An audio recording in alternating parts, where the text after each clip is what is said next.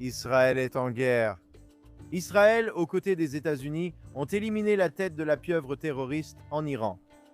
Et dans Judéocation d'aujourd'hui, nous révélons comment un rapport censé condamner les communautés juives en Judée et Samarie a peut-être révélé une croissance sans précédent. Nous analysons les nouveaux projets d'infrastructures massifs qui changent la carte sur le terrain et une première historique de l'ambassade des États-Unis qui signale un changement radical. Les chiffres sont là. Les routes sont en train d'être construites. Le message est sans équivoque. Restez à l'écoute de Judéocation. C'est tout de suite. Bienvenue dans cette édition très spéciale de Judéocation ici sur JNS TV. Je m'appelle Josh Aston, correspondant pour JNS TV. Israël est en guerre. Avant de parler de tout ce qui concerne la Judée et la Samarie, nous devons aborder les opérations israélo-américaines en cours, nom de code Lion rugissant pour Israël et Fureur épique pour les États-Unis. Le monde est un endroit meilleur aujourd'hui avec la mort du dirigeant iranien Ali Khomeini. Khamenei était responsable de la mort de milliers et de milliers de personnes à travers le monde, y compris des Israéliens et des Américains. Et bien sûr, il a massacré des dizaines de milliers de ses propres concitoyens. Il n'est donc pas surprenant qu'il y ait eu des célébrations et des feux d'artifice hier soir à Téhéran, car peut-être que les gens là-bas auront maintenant une vie meilleure. En attendant, prions pour le bien-être de nos courageux soldats de Tsahal qui nous protègent par terre, par air et par mer. Et prions pour le bien-être du peuple israélien sous le feu ici, sur le front intérieur. Passons maintenant à la Judée et à la Samarie. L'une des principales actualités de cette semaine, l'organisation La Paix, maintenant a publié ce mois-ci un rapport intitulé « Résumé d'une année de terreur, d'expulsion et d'annexion 2025 dans les colonies ». Au cas où vous ne l'auriez pas compris, ce n'est un secret pour personne que la paix maintenant s'oppose à une présence juive dans un endroit appelé Judée et Samarie. Toute leur existence en tant qu'organisation ou mouvement, peut-être, consiste à s'opposer à ce que des Juifs vivent dans notre ancienne terre ancestrale. Mais voici ce qu'ils appellent des données clés pour 2025 dans les soi-disant colonies. Il y avait 86 nouveaux avant-postes, dont 60 fermes agricoles. Cela fait en moyenne 1 à 2 avant-postes par semaine qui ont été établis. 54 nouveaux colonies officielles approuvées par des décisions gouvernementales. 27 941 unités de logement approuvées par le Conseil supérieur de planification. 9 629 unités de logement incluses dans les appels d'offres pour les colonies. 27 nouvelles colonies se sont vues accorder des zones de compétences municipales. Alors, mes amis, même s'ils sont contrariés par ces statistiques, je tiens à remercier publiquement La Paix maintenant d'avoir publié ces chiffres impressionnants. Tout est tellement concis et organisé. Et que montrent les statistiques? Plus de communautés juives, plus de quartiers juifs, plus de foyers juifs. Tout cela me semble être une excellente nouvelle. Le rapport indique ensuite que 1269 structures palestiniennes ont été démolies dans la zone C en raison de l'absence de permis de construire. Et d'ailleurs, qu'y a-t-il de mal à démolir des bâtiments illégaux? Ils admettent que les chiffres concernant ces structures proviennent des données de l'OCHA. L'OCHA, bien sûr, est le Bureau des Nations Unies pour la coordination des soi-disant affaires humanitaires. Le rapport ajoute qu'il y a eu 1828 incidents dits d'attaques de colons ayant entraîné des blessures corporelles ou des dommages matériels. Ce sont encore des statistiques de l'OCHA. Ils affirment que 9 Palestiniens ont été tués par des colons et que 838 ont été blessés. Le rapport indique également que 22 communautés palestiniennes ont été totalement ou partiellement déplacées en raison de ce qu'ils appellent la violence des colons. Et cela, selon l'organisation B'Tselem. Permettez-moi d'ajouter l'organisation extrémiste anti-judéenne B'Tselem. Mais revenons et discutons des statistiques de l'OCHA. Ce qu'il est important de retenir, c'est ce que l'OCHA considère comme la soi-disant violence des colons. Si un terroriste est tué par des soldats de Tsahal ou des forces de sécurité alors qu'il essaie de tuer des juifs, cela est appelé violence des colons. Si un juif visite le mont du Temple à Jérusalem, le site le plus sacré de tout le judaïsme, devinez comment cela est appelé? Exactement, violence des colons. Alors, avant de croire les rapports qui déshumanisent des centaines de milliers d'Israéliens loyaux, pacifiques et servant dans l'armée, assurez-vous de connaître les faits. Assurez-vous de connaître la source des statistiques. Je suis heureux que la paix maintenant ait révélé leur source, ce qui nous permet de voir qu'il y a plus à comprendre. Et encore une fois, alors que la paix maintenant est contrariée par les dernières statistiques sur les maisons et quartiers juifs en Judée, je pense que ces chiffres devraient absolument être célébrés. Pour continuer, encore quelques bonnes nouvelles cette semaine. Comme l'a rapporté Arutz Sheva, Israel National News. Le ministre des Finances et ministre au ministère de la Défense, Betzalel Smotrich, ainsi que la ministre des Transports, Miri Regev, et le gouverneur de Binyamin, également président du conseil de Yesha, Israël Gantz, ont inauguré le début des travaux de construction de la nouvelle route. Elle s'appelle la route 45. La route 45, la route 45 est l'un des projets d'infrastructure les plus importants dans les régions de Jérusalem et de Binyamin de ces dernières décennies, et elle devrait transformer la situation des transports dans toute la région. Selon le plan, la nouvelle route reliera la région est de Binyamin à la route 443, réduisant le temps de trajet entre Sha'ar, Binyamin et le centre d'Israël d'environ 15 minutes. Pour ceux qui font la navette, vous savez, 15 minutes, c'est énorme. L'itinéraire, qui commence à Sha'ar Binyamin et mène à la route 443, comprend 4 ponts et un passage souterrain près de Kalandia. Et c'est un projet d'ingénierie complexe et avancé conçu pour permettre un flux de circulation constant, sécurisé et efficace. L'investissement dans le projet est estimé à environ 400 millions de shekels dans le cadre de vastes investissements dans les infrastructures de transport qui renforcent la présence juive dans la région et la relient au réseau national de transport, tellement important. Maintenant, il y a plusieurs enjeux ici. Premièrement, cela concerne la sûreté et la sécurité. La tendance récente est de construire des routes principales et des autoroutes en Judée et Samarie, contournant les villages arabes.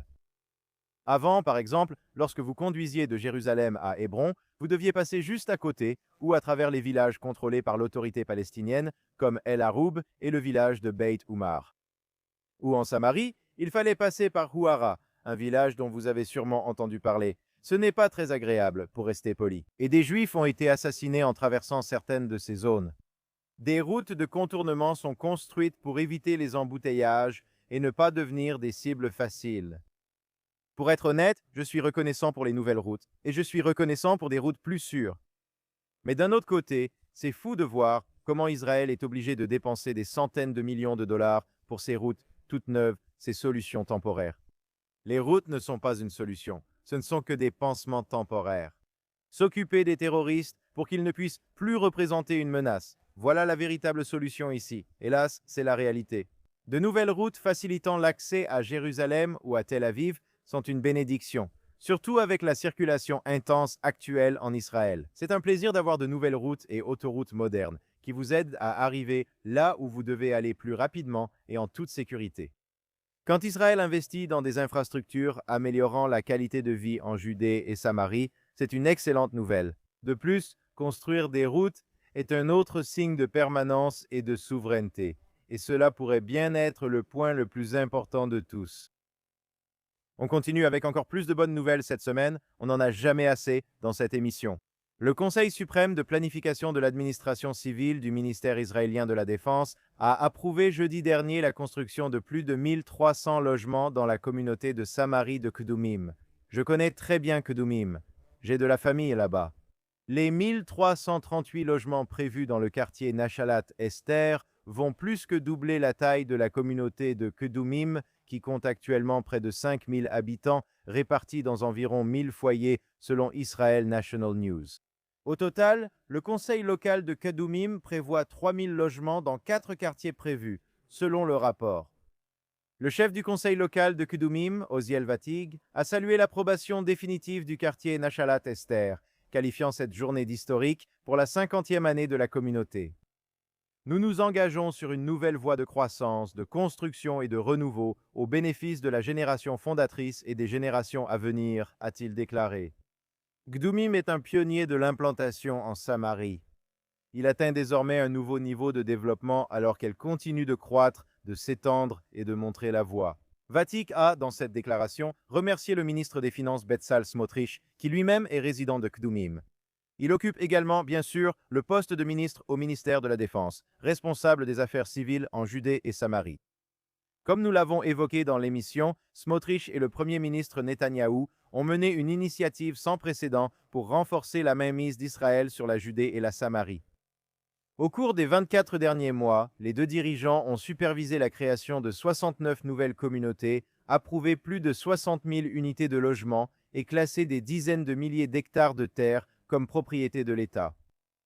Décrivant cette région souvent contestée comme la colonne vertébrale sécuritaire de la nation, Smotrich a déclaré que Jérusalem continuerait d'étendre son emprise sur la Judée et la Samarie, notamment par un essor de la construction.